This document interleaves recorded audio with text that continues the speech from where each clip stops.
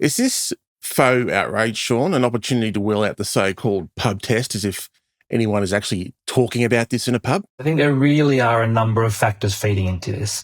Some of it is legitimate. I think you can look at many of the expenses and say, well, one by one, they're justified, but then you need to look at them as a whole as well. There are ministers who use these entitlements. There are ministers who steer well clear of them.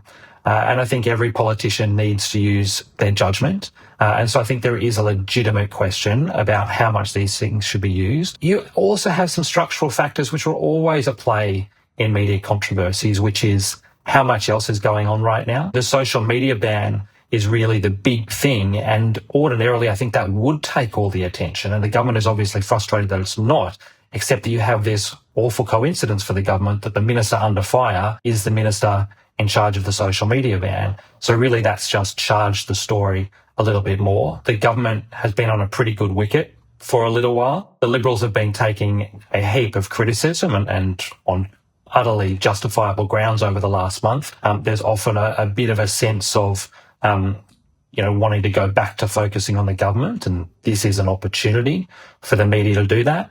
And then I do think there is a final factor, which is you do often see women facing a different level of scrutiny. Sean, you've worked for both Julia Gillard and Kevin Rudd. You've noticed that there is a double standard in politics, and watching Anika Wells deal with this, is that what we're seeing here as well? I think it is to some extent. But, much like Julia Gillard saying that being a woman explains some of her experience in politics and not all of it, I think the double standard doesn't explain everything that's going on here, but the media does often have a predilection for going after young women.